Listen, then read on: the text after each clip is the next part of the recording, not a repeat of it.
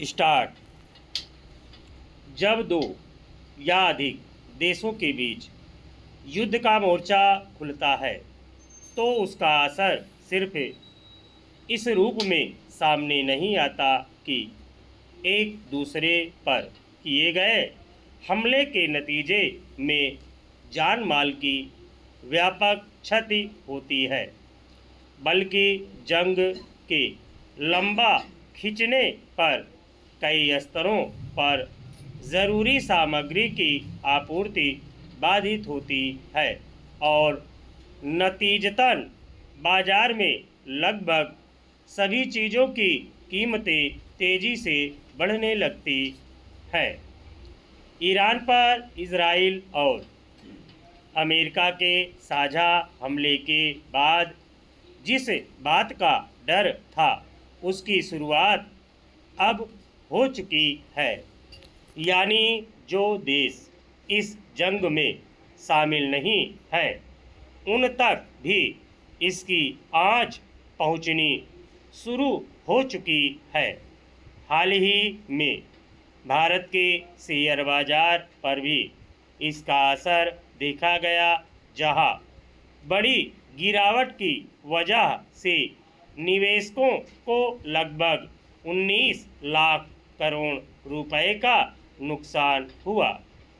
चूँकि युद्ध की तीव्रता में फिलहाल कोई नरमी नहीं देखी जा रही है, इसलिए यह स्थिति अभी कायम रहने की आशंका है, मगर इससे इतर अब युद्ध का असर देश के उन आम लोगों के घर के दरवाजे तक पहुंचना शुरू हो चुका है। मसलन रसोई गैस की कीमत में 60 रुपये की बढ़ोतरी कर दी गई है। कच्चे तेल की आपूर्ति बाधित होने की वजह से भारत सहित अन्य कई देशों को नए रास्तों की ओर देखना पड़ रहा है। इस बीच कच्चे तेल की कीमतों के $100 प्रति बैरल तक पहुंचने की आशंका जताई जा रही है। अंदाज़ा लगाया जा सकता है कि बाजार के इस रुख का असर कहां तक जा सकता है और अगर युद्ध लंबा खिंचा तो वैसे देशों में कैसी मुश्किल पैदा होगी जहां की अर्थव्यवस्था और जीवन यापन का एक बड़ा हिस्सा बाहर से आपूर्ति पर निर्भर है। इजरायली हमले के बाद प्रतिक्रिया में ईरान ने जो रुख अख्तियार किया है उससे पहले ही कई मुख्य तेल उत्पादक देशों में असुरक्षा का माहौल है। फिर होर्मुज़ जलडमरू मध्य से गुजरने वाले जहाज़ों के रास्ते को ईरान ने जिस तरह बाधित कर दिया है उससे दुनिया के एक बड़े हिस्से में तेल की आपूर्ति प्रभावित होगी।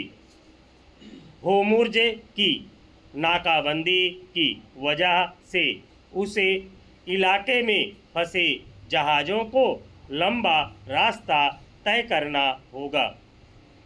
भारत के सामने ही स्थिति यह है कि इसके पास अगले 6 से 8 हफ्ते का तेल भंडार है। स्वाभाविक ही भारत को अब तेल के लिए अन्य वैकल्पिक स्रोतों की ओर देखना होगा। राहत की बात यह है कि एक ओर रूस ने भारत को तेल बेचने की पेशकश की तो दूसरी ओर अमेरिका ने भी इस मसले पर नरम रुख अपनाया है। इसके बावजूद पश्चिम एशिया में चल रहे इस युद्ध का असर केवल वैश्विक स्तर पर तेल और गैस के बाजारों पर ही नहीं पड़ा है।